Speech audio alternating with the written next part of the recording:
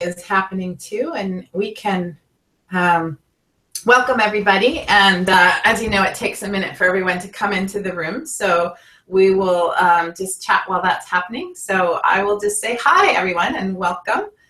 We're so happy to have you here today, and we'd love to hear where you're listening in from, and also what you're working on with your writing, what genre you're working in, and where you are in your process. If you could share that in the chat, we would love to see who's here.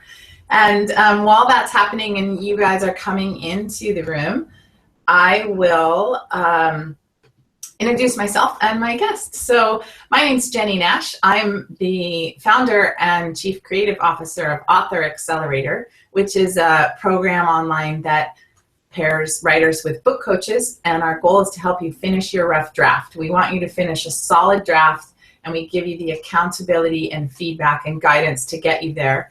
We also have services to help you then revise and polish your manuscript and get it ready for either self-publishing or finding an agent.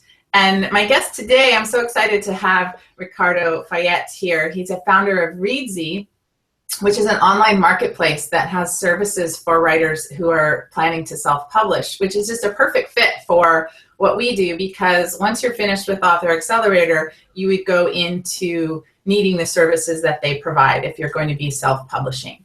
So we're going to hear today about how that process works, the nuts and bolts, what it costs, how it goes, why you need these people, and how it might work. And I just want to clarify something for anybody who might be on who doesn't know the difference between self-publishing and traditional publishing. In traditional publishing, you would pitch your book to an agent, and the agent would then pitch that book to a traditional publisher. There are 5 of those left, the big 5 publishers, and all the imprints that they have underneath them.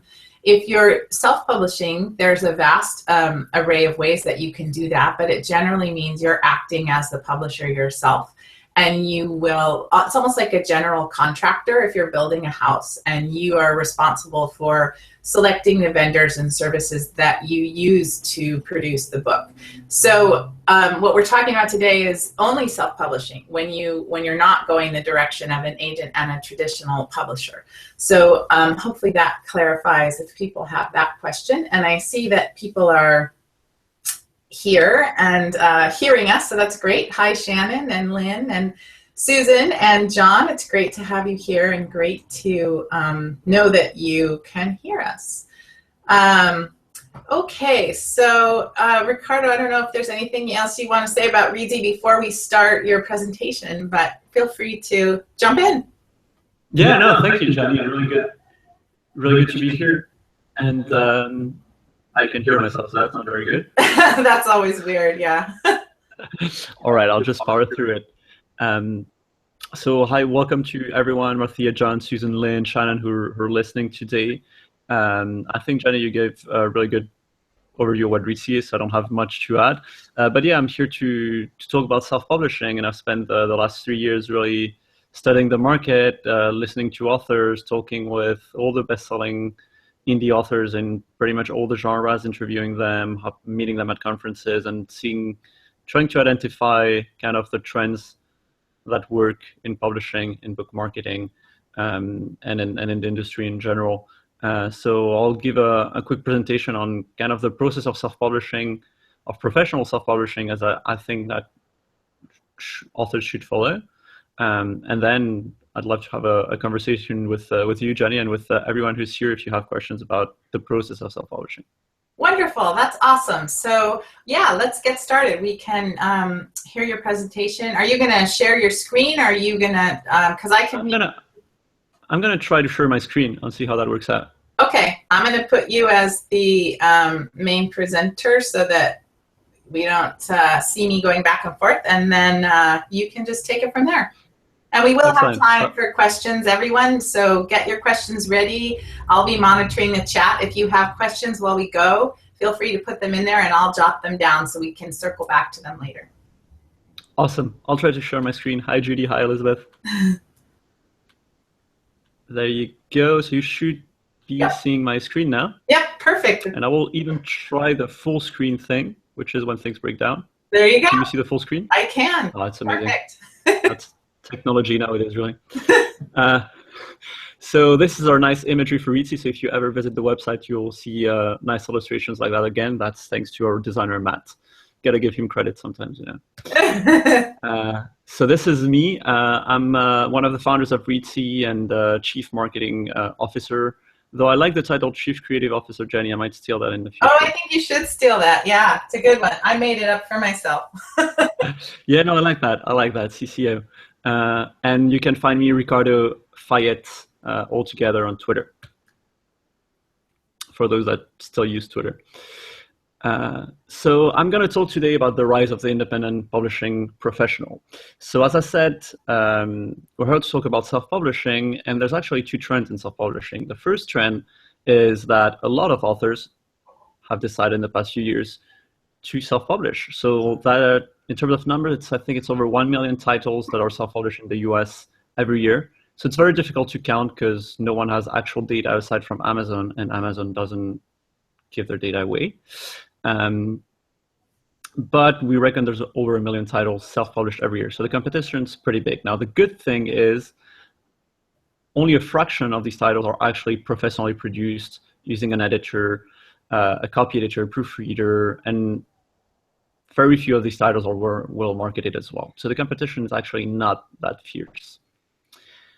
And so that's the first trend. The other trend that's just as interesting is that most US publishing houses, and as Jenny said, there's only 5 big houses left now.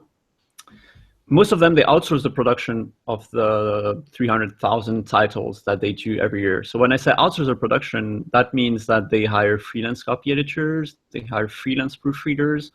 For the cover designs, they also hire freelancers. They don't do them in-house. They outsource the formatting of the books as well. And all these activities are usually supervised by a director within the company. So there's an editorial director, there's a production manager, there's an art director, there's a marketing department as well. But then the actual people doing the job are all freelance professionals. So that's the other trend, the rise of independent publishing professionals. And the idea behind Reedsy, because I have to talk a little bit about what we do, is to bring these two trends together and to put authors in touch, independent authors in touch with all the people who they're going to need in the publishing process. So that's editors, copy editors, designers, publicists, marketers. We even have added ghostwriters recently. I'm not going to focus on that. So as I said, we're an independent international community of best-in-class publishing professionals. And when I say best-in-class, by that I mean that we really curate the people on the marketplace. So we're not going to let any copy editor or any proofreader on just because they want to be listed on our marketplace. There's other marketplaces for that, which I don't recommend.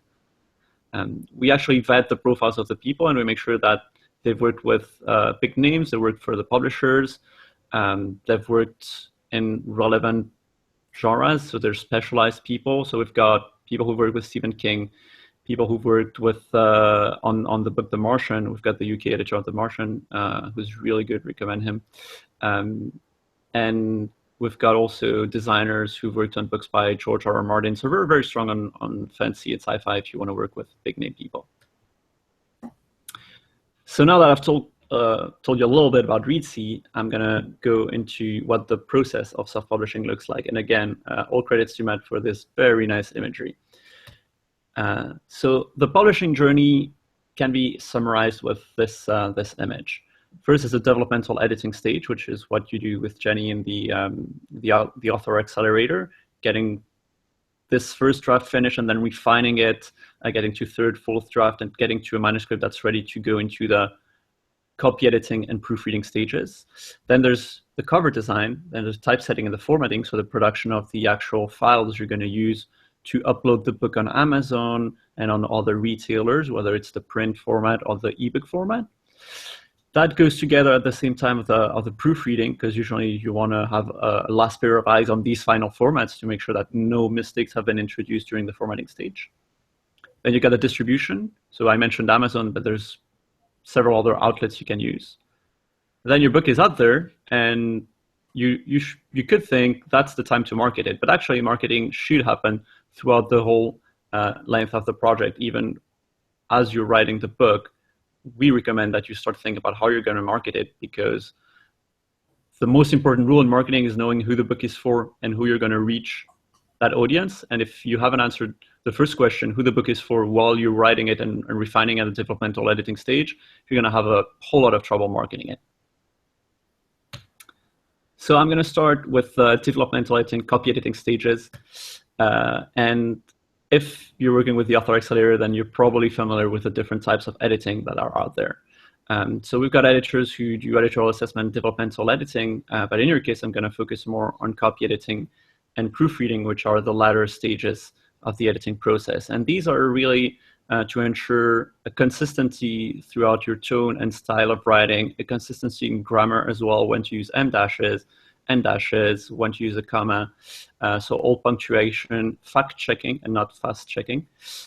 So that's an example of things that would be spotted during the copy editing stage. I love that.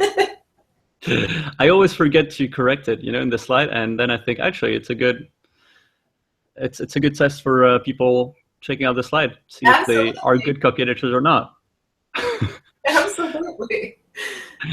And then the proofreading, as I said, is last pair of eyes on your final formats. We're just going to spot the remaining typos that your developmental editors and copy editors haven't spotted before. And that's actually a very important stage, because even, I'm sure we all read books produced by the big five, by traditional publishing companies who've been written by best-selling authors. So books where probably several proofreaders have been involved, and we still manage to find typos when reading them. So you can imagine that if you only use one copy editor and no proofreader afterwards, you're still going to have a lot of typos in your manuscript. So now I'm going to go into the costs of publishing. Now, I'm going to share some data with you that probably no one else has. So I just want to give a bit more insight to where that data comes from.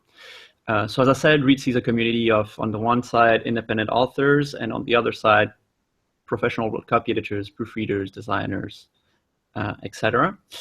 And what we did in April this year is release an infographic on the different costs that we saw through our marketplace. So seeing how much our copy editors quoted per certain word count, how much our cover designers quoted for cover design, interior formatters for interior design, and things like that. So we analyzed over 2,000 quotes that happened through our marketplace. We gathered the data and we produced a nice infographic. So if you can go on this link or just Google how much does it cost to self-publish a book, and you'll see the result right up there. So for editing, I've got this nice table that summarizes kind of the cost of the different services per word count. So if you've got an 80,000 word novel, which is fairly standard, and you want to have it copy edited and proofread, it's going to cost you around $2,000. Now, these are average prices, which means that even on Reedsy, that's the high end of the market, the professional end of the market, you're going to find people who are going to charge you more than that, and you're going to find people who are going to charge you less than that, because these are averages.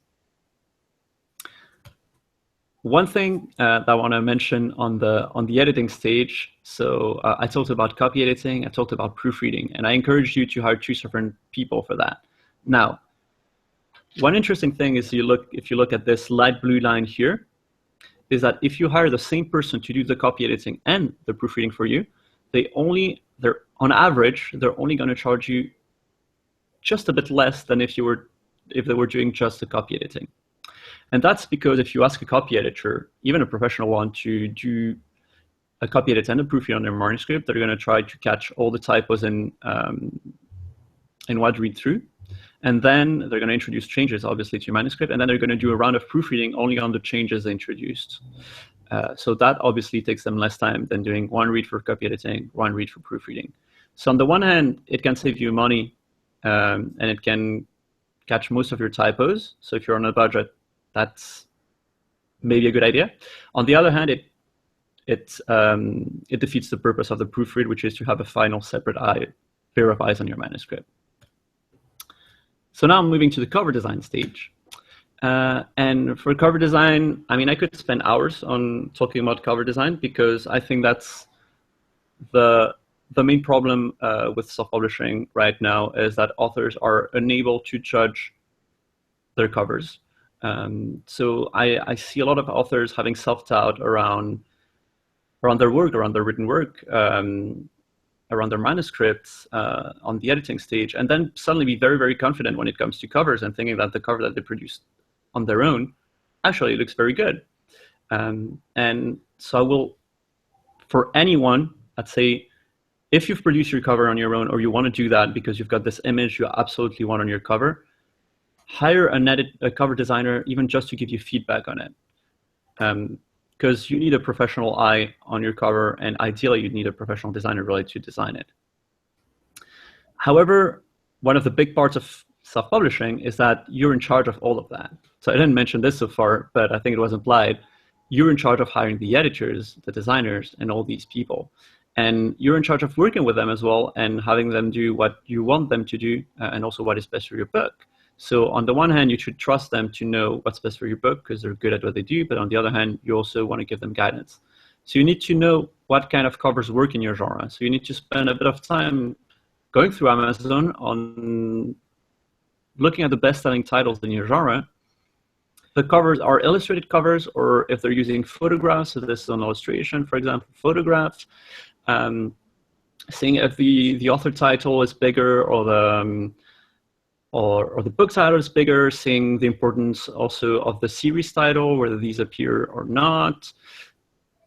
Basically taking a look at what works in your genre. And then you can go back, you can go look for designers, and in your brief to designers, tell them, I'd like similar covers to these three that I've seen on Amazon work fairly well and are also close to my book. So you give them pointers as to what they should be doing, and you help them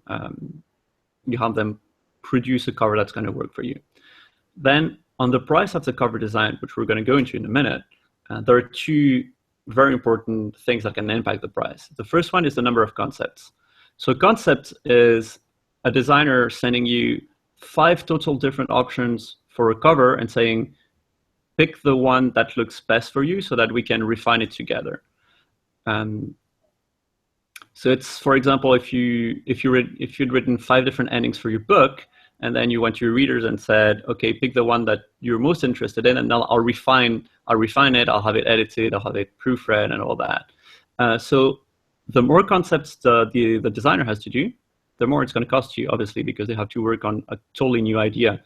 And then there's a round of iterations, and that's when you've decided on a concept, on a direction in which to go. The number of rounds of iterations where you're going to ask your designer to change a tiny detail, make your title bigger, add some testimonial, things like that. So the more iterations, the more it's going to cost as well. Now, this means that the cost of cover design actually varies a lot depending on the project, if it involves illustrations, if it involves stock photography, whether the stock photography is royalty-free or you have to pay for it. So we've seen a huge spread in terms of the cost of cover design and in terms of the quotes on our marketplace. Now, I would say that 66% of the quotes are between $200 and $800. So if you do your research correctly and you're not looking for one of the very best cover designers on earth, you shouldn't have to pay more than $800 for a cover. Now we're getting to the typesetting, proofreading, distribution stages, and I'll do all that together. I'll explain why. So when you get to the formatting stage, there are 3 files you need in order to self-publish a book. And I'll go into this slide here. I'll go back to the other ones afterwards. So there's an EPUB file. The EPUB file is an ebook file that you're going to upload to all the retailers that are not Amazon. The MOBI file is an ebook file which you're going to use to upload to Amazon. They're special. They have their file. And then you've got the PDF file, which is a print-ready file that you can send either to printers or to print-on-demand distributors like CreateSpace or Lulu or Ingram. Now, creating these 3 files is absolutely crucial because readers are going to buy a book mainly based on your cover, your blurb, and what you display on the product page on Amazon. But then they're going to enjoy reading your book depending on how well it looks in the inside. So often authors don't pay enough attention to the importance of typesetting and formatting and having a look that inside looks professional. And it's actually really important because it works subliminally in the mind of the reader. Now, I'm going to go back to the cost of that. So formatting a book can be pretty expensive because there are a lot of things involved. There's indents, there's spacing, margins, widows, orphans. I mean, the list of typesetting rules and guidelines is very long, and it's an actual scale. It's a slightly boring job, but it's an actual scale. So the average cost of interior design we've seen on Reedsy is around $840. Most of the quotes were between $500 and $1,000. So as I said, it can be more expensive than a cover design, which is why we've built a really cool free tool that you can use in order to do that. So now the thing about this tool is it's going to work beautifully for fiction and for simple nonfiction. You can insert illustrations, but if you want to do a cookbook or a coffee table book or a photography book, it's not going to work. Like, you can't wrap text around images or things like that. It is made for fiction and simple nonfiction. It looks like this. So you've got chapters on the left. You can drag and drop them around. So you can write your book. You can copy paste your book in there. You can format it afterwards. And as you can see, it looks actually as it's going to look inside of an EPUB file or a print book. And then you can click on this little button here.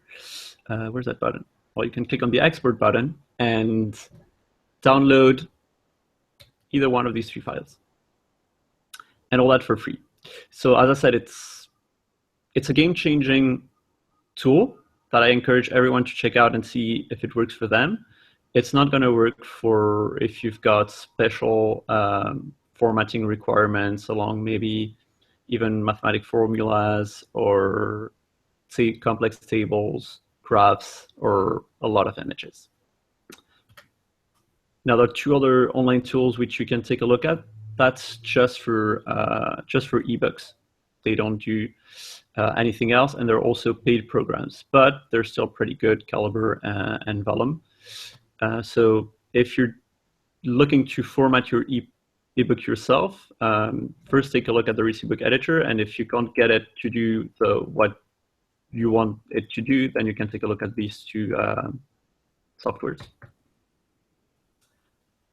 So that's it for the typesetting, proofreading, distribution stage.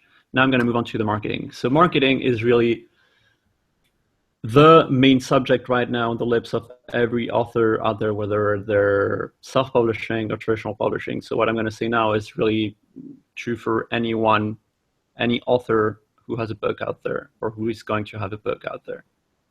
So there are 2 things I think involved in book marketing. The first one is a long-term goal that should be every author's goal of building your platform. And I'm sure you've heard that a lot of times, and you probably don't know exactly what it means anymore, but basically it's building an online presence and building a mailing list, if we had to kind of summarize in that. And it's building something that you're going to be able to use for every book you publish in the future.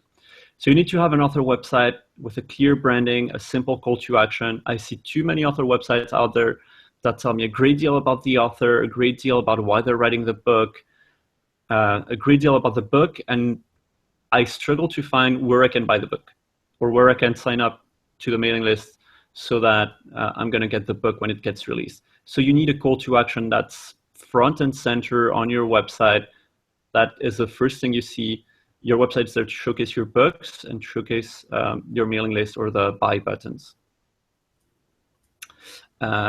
Another thing, you want to link to all the retailers. If someone who shops on Amazon views your website and you only have links to Apple iBooks and Barnes & Noble and Kobo, they're not going to buy the book. So you're losing a potential client there. Then I mentioned the mailing list several times, and that's because authors are required to have a mailing list nowadays, whether they're self-publishing or whether they're traditionally published. If you're going to a traditional publishing company and you're going there with a book proposal or you're actually searching for an agent, they're going to ask you what your online presence is, how many followers you have on Twitter, on Facebook, and how big your mailing list is. So the bigger your mailing list, the more chances you have of landing a publisher. So I recommend using MailChimp. I recommend using segmented lists. I recommend setting up automated sequences so that when someone signs up to your list, for example, through your website, you send them an automated email saying, hi, thanks for following me. Here's a free chapter maybe, or here's a free book, depends how generous you want to be. The more you give to your readers, the more they'll give back. And then when you release a new book, you can ask them to buy it, you can ask them to leave a review and things like that. So build a mailing list. Then every time you publish a book, there are two key things you need to think about. The first one is the metadata on Amazon, and the second one is your marketing plan. And the metadata on Amazon is something that, again, I see so many books self-published out there. I go on their product page on Amazon, and they only have one category in which they're listed, or they don't have a good blurb, or the author doesn't even show on the page because they aren't signed up to Author Central. So read blog posts on what you need on your Amazon product page. You're entitled to list your book into two categories, your ebook. So do that, because if you list it into one only, you lose an opportunity for visibility on Amazon. Choose the right keywords. Have a strong blurb. Work with your editor to create the best blurb for your book and then put it on Amazon. Add reviews, editorial reviews you've had on your book. So there's a lot of things that need to be on your Amazon page that you don't want to miss. And then you need to work on an actual marketing plan. Most authors who self-publish their first book, they don't really have a marketing plan, but they have one by the second or third book they publish, because otherwise they don't organize their marketing efforts and they spend a lot of time tweeting or writing blogs or doing stuff that has no impact on their sales. And that's, again, one of the red herrings of self-publishing, is that you're in control of everything. So if you're not organized and you don't have a plan, you're going to start spending 90% of your times on things that don't have any impact on your sales, and you don't want that. All right, so something finally that we have on Reedsy to help you with marketing, to help you with several other things, is something an initiative we launched 3 weeks ago, and in which, Jenny, you're taking part, which is Reedsy Learning. And that's a series of free online courses on writing, editing, design, marketing, publishing, distribution. So we've got a really good course by Jenny that's doing really well. Thank you. I meant to say that to you. And we've got 3 really good courses on book marketing. One on how to create a book marketing strategy and how not to spend most of your time doing stuff that doesn't matter. It's called Book Marketing 101. And I'd suggest everyone to start there, maybe because I've written the course, but I promise it's good. And then I've got one on Facebook advertising, because it's probably one of the best tools for marketing for authors right now. So I've written it as well, but I've gotten a lot of help from Mark Dawson, whom you probably know, and you should definitely check out if you don't know him. He's one of the Facebook ads masters in the author community, and he's got really two really good groups on Facebook where you can learn about Facebook ads from other authors. And finally, we've got a course on Amazon algorithms. So everything I was telling you before about how to optimize your Amazon page and how to get visibility from Amazon, it's covered by an Amazon best-selling author in a really good course. So again, these are free. The format's pretty simple. You sign up once, and then you get an email a day in the morning, so perfect for coffee, for 10 days. So in 10 days, you've learned by little 5-minute tidbits all you need to know about a given subject. So that's it. That's it about Reedsy, about how to self-publish. It's a pretty dense presentation, so feel free to ask any questions you have about this vast topic that is self-publishing. And if I can help in any way, feel free to send me an email afterwards. And if you're in London, feel free to drop by Shoreditch for a cup of coffee. I don't do tea, I'm more on coffee. That's awesome. So I'm gonna stop the screen share. And we're back, right?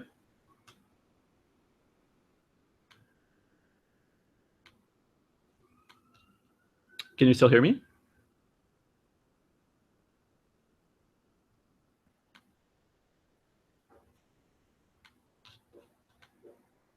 Can you still hear me? That's not good.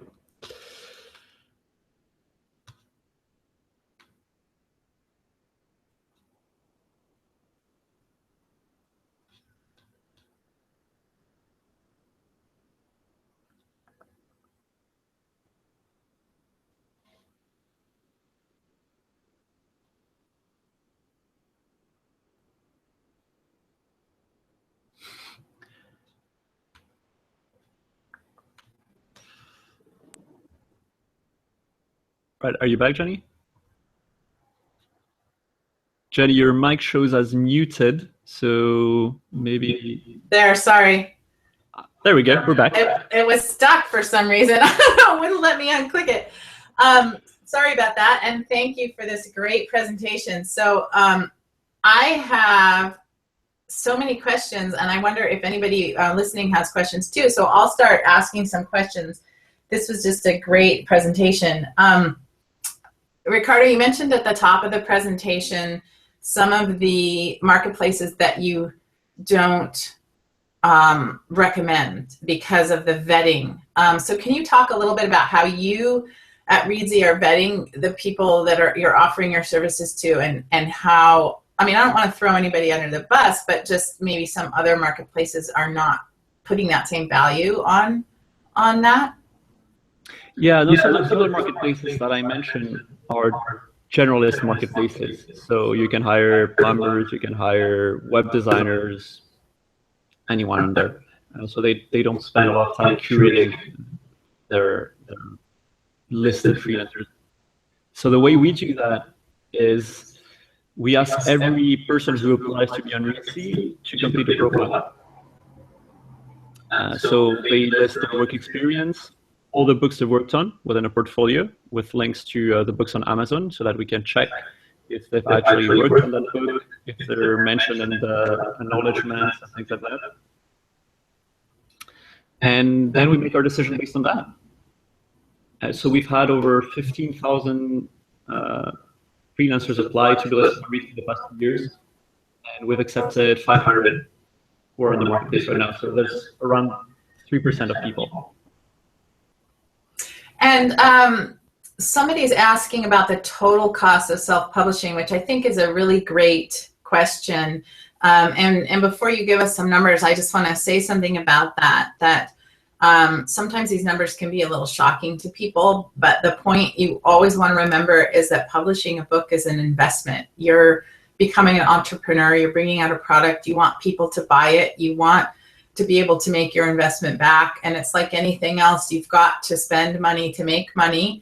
And what Ricardo was saying about not doing these, like not proofreading a book is an incredibly complicated product. It may not seem like it. It may seem as though, you know, my words are on the page and so I'm good, but there's a lot that can go wrong. And so, you know, you definitely do need to see this as an investment. So can we get some ranges maybe in what self-publishing costs? Because I mean, it must be said, somebody could make an EPUB file, perhaps using your awesome tool. They could upload it, have a book out on Amazon tomorrow, and not spend anything, right? So absolutely, and if they're good at metadata, as I mentioned, they could even have the book ranked #1 in a certain category on Amazon and claim they're a bestseller. Right. So I think, yeah, no, the total costs. So if we go back through the different services, I think after the developmental editing stage, copy editing and proofreading together are $2,000 for an 80,000 word novel. So that's $2,000 on editing. Then it's probably between 500 and 800 for a cover. So let's say 2.5 if we stay on the downside. Then interior design, as I said, if you use the Reedsy book editor, it's going to be free. If you hire someone to do it, it's probably another 1,000. So we're at 3.5 or 2.5 if you use their free tool. And that's it, really. Like, there's not much more than that. You can then hire a publicist. You can then hire a marketer. We've got publicists and marketers on Reedsy, by the way. I haven't highlighted that because I prefer talking about what you, the author, has to do in terms of marketing. Because whether you hire someone to help you with it or not, you're going to need to know all these things. Right. So Susan asks a great question about these costs. Are they for ebook only or for physical copies as well? You talked about the 3 formats, and I believe that those 3 formats are, the way you present that is because that's what you need to do any of these things. Yeah. So the 3 formats are EPUB, MOBI, and PDF. EPUB, MOBI are for ebooks, and PDF is for print. So the only difference in terms of cost between ebook and print is going to be at the design stage. So that's both cover design and interior formatting and typesetting. For the cover design, because if you want design a cover design for print, you need the spine and you need the wraparound cover as well. So it's going to cost you more than just like a rectangle that you need for cover design for ebooks. And oh, go ahead. No. And then on the interior formatting, obviously, if you format a book both for EPUBs and for print, it's 2 different processes. It's 2 different kind of softwares formatters use. So it's going to cost you much more if you need to format it for print. But again, the Reedsy book editor can do that for free for all formats. And I know one thing that can be very confusing is once you've done all these things that you've talked about, these what I would call physical preparations to get the book ready. You've had it proofread, you've had it copy edited, you have a cover, you've had the interior layout. Do you help writers make the decision about how to have it published? There's a lot of different ways. You mentioned Amazon is the most popular way to bring a book out, but there's a lot of different vendors and ways to go. Do you recommend various pathways or help authors figure that out? What do they do at that stage? Yeah, so I haven't gone into distribution because that's another presentation on its own. Yes, it is. But I think in the Self-Publishing 101 course we have on Reedsy Learning, we go in depth about that. So I have a recommended distribution setup that I would use for my book and that I recommend authors use, which is first you go to Amazon for ebook. So you upload your book directly to Amazon via Kindle Direct Publishing. Then if you want to distribute to other retailers, and that's really a choice you have to make, but if you want to distribute to other e-retailers, we're still talking about ebooks, I recommend you use a service called Draft2Digital because their user experience is really good. It's seamless, so you don't have a learning curve. They format the book for you. If it's not well formatted, they will tell you.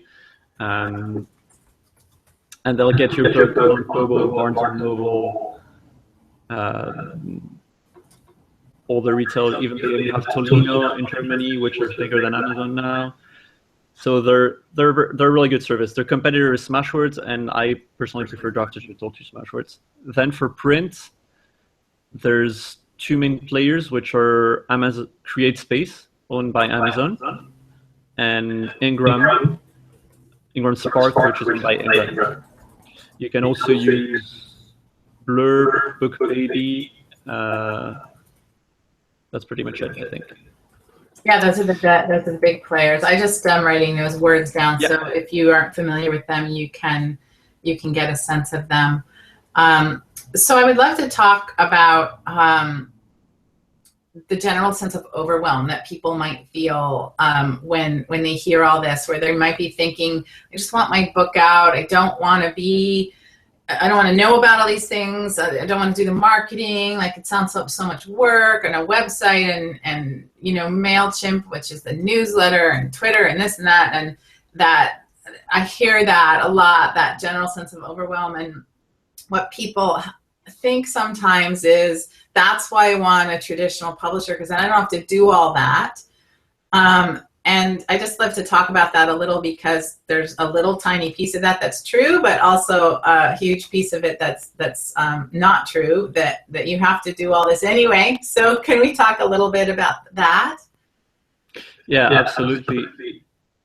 I was at a conference this year, NINC, Novelist Inc., and it's mainly hybrid authors, actually, so people who are both self-publishing and have some titles published by traditional publishers. And the people who were there, who were exclusively traditional publishers, they were all talking about book marketing, because their publishers need them to do it. The publishers, they don't really have the money anymore, nor the willingness to take huge risks on new titles and put a huge marketing budget behind them. If you're a first-time author, they're not going to buy a billboard for you. You're not going to be in the tube.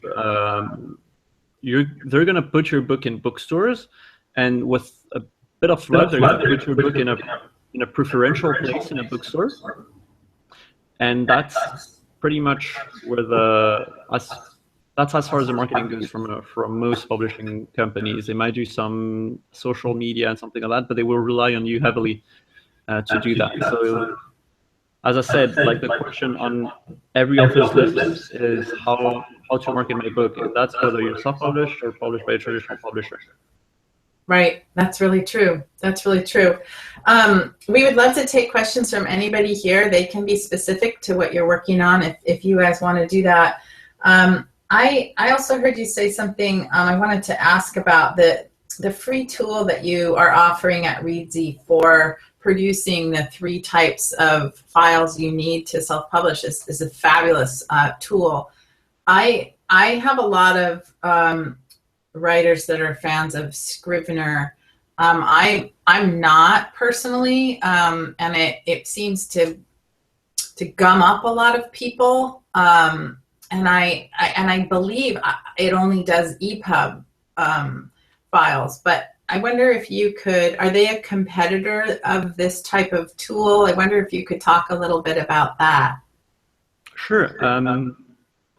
Scrivener might be a competitor down the road as we build out the Reedsy book editor. Right now, our Reedsy book editor is mainly a formatting tool.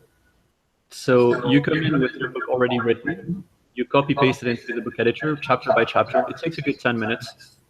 And then you export the files you need. You can write your book in Reedsy. I've done it, and it's a great experience. The only problem is that you're locked in to Reedsy, so you're not going to be able to export a Word file or a text file or any file on which an editor can work. So you can't write your book on Reedsy and then say, hey, look, I need an editor. That's something you're going to be able to do in 3 to 6 months when we make our Reedsy book editor collaborative, and that's when we'll be competing with Scrivener. But in any case, at any moment in time, whether it's now or 1 year down the road, you can write your book on Scrivener if it works for you, and it works for a lot of people. And then you come to Reedsy for the formatting. What I will say is that formatting on Reedsy is 1,000 times easier than formatting on Scrivener. That's like the only true thing in here. Yeah, that is good. That is good to know. I mean, as somebody who spends my entire day editing writers' work, I can't stand editing in anything but Word. I mean, I don't even like to edit on a Google Doc. I just, there's something about Word was designed for text editing, and it's just a powerful tool. And so far, anyway, it's the standard in the publishing industry. With editors are going to ask for Word files for the most part. I know that's going to be changing. I'm stealing myself for that. I think it's safe to say that it's still the standard. Word is still the standard for editing. But this idea that then you have to take that Word file, which writers often think of as that's my done deal. There's that whole other step of formatting and laying it out and making it look good. And as you said very well, that there's an art to that. And I actually had an experience when I was just graduated from college. I worked, like my first job was at Random House, and then I worked at a magazine, and they were still laying out by hand. They were still cutting and pasting with the X-Acto knife, the text. And I learned so much from watching the artists. They were artists laying out the pages, and they just the spacing of letters between letters, the spacing between words, the spacing between lines, the margins, all of it, the size of the font, the type of font, all of those are decisions that go into how the book is going to feel to the reader, how professional, how fluid, and it's wonderful that you're helping people make those decisions without them having to become professional typesetters. Yeah. That's awesome. People are so quiet today. You guys are asking so few questions. So I will keep asking questions. Ricardo, can you just talk a little bit about where you see the publishing industry going in terms of, there's been this consolidation in traditional publishers, and there's only 5 left, and the number of imprints getting squeezed in even those, and then the proliferation, as you say, of so many self-published authors who are not producing professional quality books. How do you see things going from the writer's perspective? It's a tough question. I think for the foreseeable future, the best thing to do is experiment. So I had one interesting statistic that was shared by Amazon at Ning, and it's that 50% of their 500 best-selling authors, I think, were hybrid authors. So as I said, who self-published certain titles and had contracts with publishing companies for other titles, often in different genres. So you're using hybrid there in a way that maybe is different from what some people have heard. You're using hybrid to mean they have traditionally published books and self-published books? You're not using hybrid to mean a hybrid publisher, which is a different thing. A hybrid publisher would be kind of somewhere in between a traditional publisher and self-publishing, where you do everything yourself. That a hybrid publisher sort of offers services in the middle, and there are some that are doing that very well, and some that are seen as a little shady. But you're talking about hybrid author who's got sort of a foot in both camps. Exactly. Yeah, because as I said, you need to know how to market your book in any case. And if you're self-publishing it, you've got more creative control and more budget to market your book. Just to give an example, let's say you want to try Facebook advertising for your book because you know it works well in your genre. If on every sale of your ebook you make 25% or 70% of $5, which is going to be nothing, your budget for Facebook is really low. Like, you need to be really, really good to have a return on investment that's positive. Instead, if you make 70% of $3 when you self-publish, well, that gives you a bit over $2. So if you manage to acquire readers on Facebook through Facebook advertising for less than $2, and that's relatively easy, you're making money. You're actually making money. So that's another reason why I think self-publishing is pretty powerful, because it gives you more margin to play with when marketing your book. So I think hybrid authors understood where the strengths of the publishers lie, and for which genres it's better to self-publish. So for YA middle grade, I think traditional publishing is still really strong. They've actually built really good marketing outlets in the middle grade and YA genres. They're in touch with booktubers. They've launched YouTube channels. They're strong on social networks.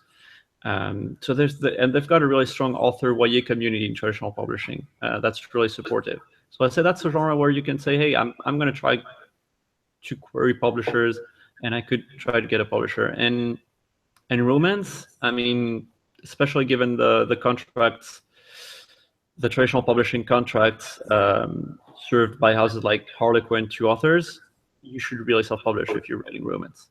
Like, that's my personal advice. So it depends a bit on the genre, it depends on what you want, and it's important to experiment and see what works best for you. And often if you do experiment and you manage to find a publisher, you'll see that for certain kind of titles, you're happy to have a publisher, but you wouldn't know how to market them yourself. And for other titles, you're happy to be self-publishing them. So then there's, as you said, there's a lot of other venues that are in the middle. There's hybrid publishers, which I don't personally recommend, because most of the ones I know are shady. I love the idea of a hybrid publisher, of sharing the costs with the publisher and then sharing the royalties.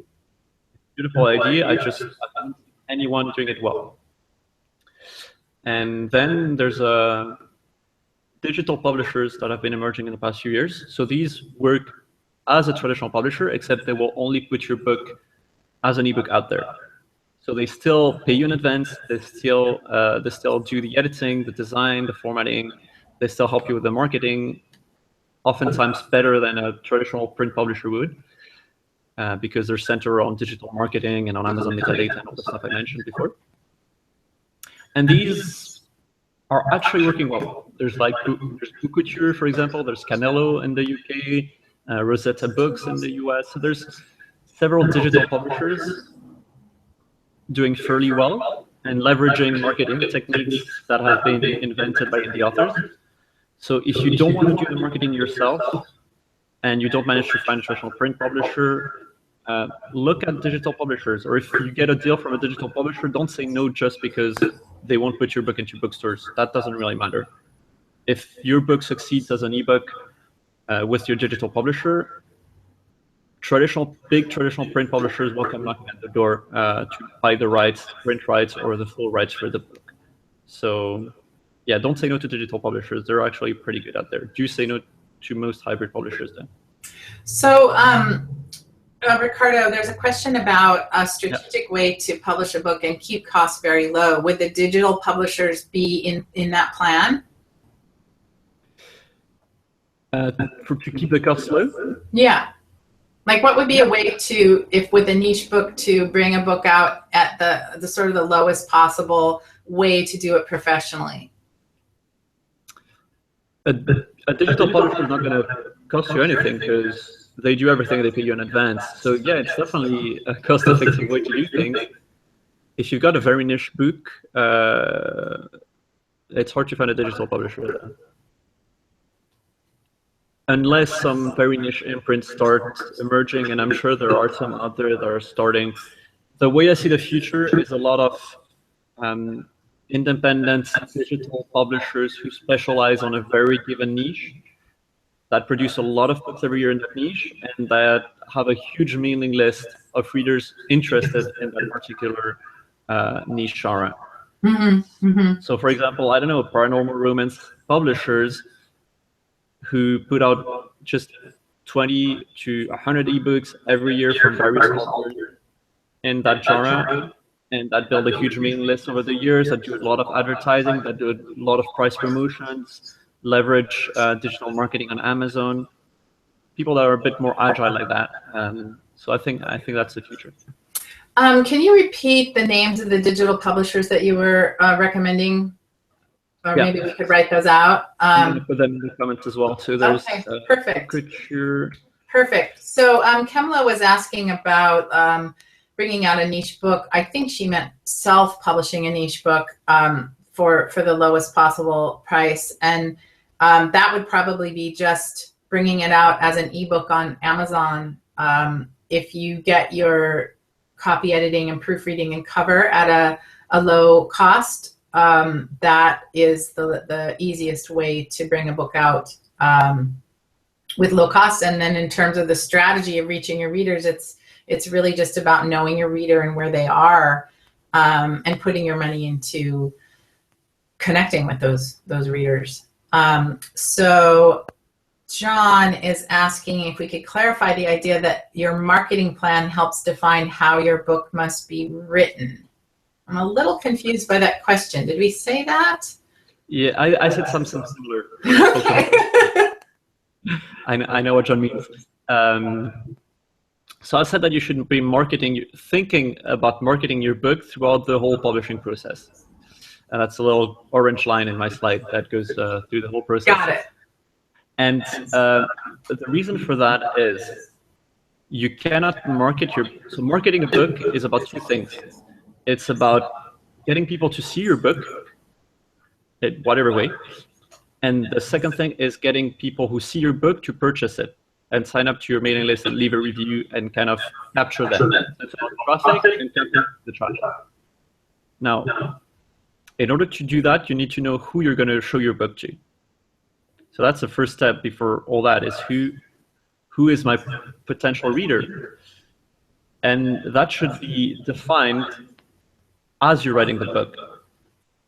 Oftentimes we get authors coming to Reedsy and we ask them in the brief when they reach out to editors or designers, who's your target market? Because it's important for professionals to know that. And I've seen everything in terms of answers there. I've seen males in the US from 16 to 24. It's pretty broad. I've seen everyone except perhaps women. I've seen everyone as well. I've seen genre definitions, so YA, young adult. Everyone reads young adult. I mean, Harry Potter is young adult in a way, and everyone's read it. So you need to be specific, and you need to think. My advice is to think of an actual person. Maybe it's a friend, or if it's an intergenerational person, but someone who has a certain age, who has a certain gender, who has certain interests, who shops in certain places, has certain hobbies. And the more you think about that kind of proto-reader, the more you're going to be able to target your writing to them and your book to them. And then the easier it's going to be for you to find them when time comes to show your book to them. So whether it's find them on social networks, target them through Facebook advertising, target them through other forms of advertising, write your blurb and write your emails in a certain way so that it appeals to them. All that only works if you know who you're talking to. Right. That's great advice. We have a program at Author Accelerator that's called Blueprint for a Book, and it's a 6-week program designed to take you from your idea to really being able to dig in and start writing. We're actually going to expand it to 8 weeks, but one of the weeks is about identifying your author and your audience. And people sometimes balk at that because they're like, I haven't even started writing. I don't want to start thinking about that, and they freak out. We ask them to look at the competition and study the genre, because knowing that before you start to write is going to save you so much hassle later on. You know, you don't want to end up writing a middle grade book that's actually with young adult content, or vice versa. Or there's very clear genre designations within. You mentioned paranormal. How is that different from fantasy? How is that different from supernatural? All those things really matter, and knowing it before you start is enormously important. And it doesn't mean you're writing to the marketplace necessarily. People say, oh, I don't want to think about the market, I just want to write the book that's in my head. But if you want readers, you have to think of the market before you start to write. You don't have to have it dictate everything you do, but you really have to incorporate it into your thinking. So we absolutely recommend doing that right at the very beginning. This is going to be our last question because it's the top of the hour, and I know it's late in London. So Lynn is asking about the digital publishing imprints of the major publishing houses. Do they market more than traditional print publishers? Do you want to take a stab at that? Exactly. That's a really good question. I personally know a lot of the editors in several digital publishing imprints of the big publishers in London, and they're all really good people. They're generally young, dynamic publishers who are not afraid to embrace the new technologies and digital publishing as a whole. So I definitely recommend these digital publishing imprints of the big publishers. Whether they're going to market your book better or not, it's a different kind of marketing. They're going to leverage online communities. They're going to pay attention to all the things I said, mailing lists, metadata. They're going to help set up your book on Amazon within the right categories. And they generally have big mailing lists of very, very raving readers, because they're often in genre fiction, and in genre fiction, it's easy to build these kinds of mailing lists. Now, it's a different type of marketing than placing a book into a bookstore and then having a sales team make sure that the bookstore presents the book well, and then getting press on the book maybe, or doing some kind of in-store advertising for it, organizing readings, potentially organizing blog tours or book tours. It's totally different. The big difference I'd say is that it's easier to do the kind of marketing the digital imprints are doing for older authors than, whereas obviously the kind of marketing that the traditional print divisions do is only available to the big name authors. The book tours, the signings, the huge window promotions, and all these things. So I'd say that everyone's gonna get something out of the cake within a digital imprint, whereas if you're going straight to the traditional side of things, traditional, you're probably gonna get lost there, unless your book gets picked up in the store and people love it and word of mouth keeps going around. I mean, you never know what can happen. You get success stories all the time in traditional publishing still nowadays. So I wouldn't recommend against going with the traditional print publisher, but I definitely would recommend, again, if you get a contract or a proposition from a digital publisher, don't snub it just because it's digital.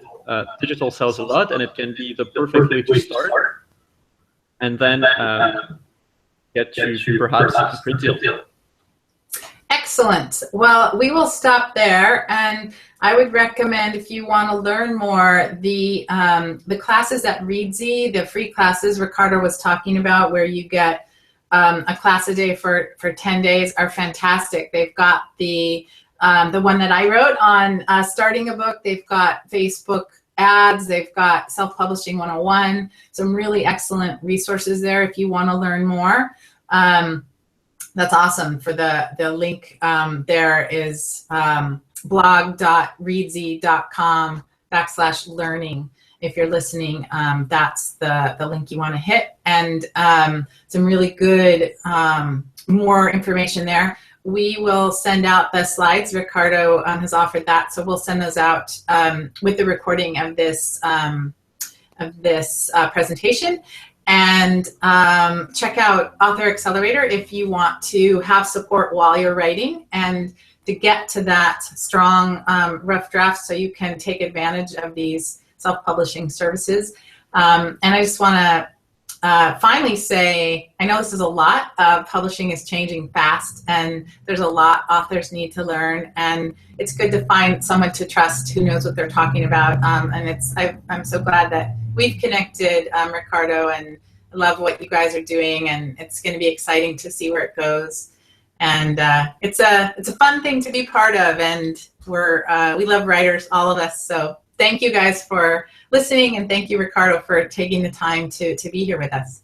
No, it was my pleasure, Jenny. And as you said, yeah, everything's changing very quick, and it's confusing to authors. But on the other hand, you've got great people like yourself doing an amazing job on the craft and on getting the. And then you've got other companies like Reedsy, like Draft to Digital, like the few companies that I've mentioned that are really there to help. So yeah, trust other people and interact with them. Send me an email, ask questions. We're there to help. Wonderful. Thank you, guys. I'm glad you all found it helpful. Have a great weekend, and we'll send the recording out if you want to review it and those slides. And we will see everyone the next time. Awesome. Thank you. Bye.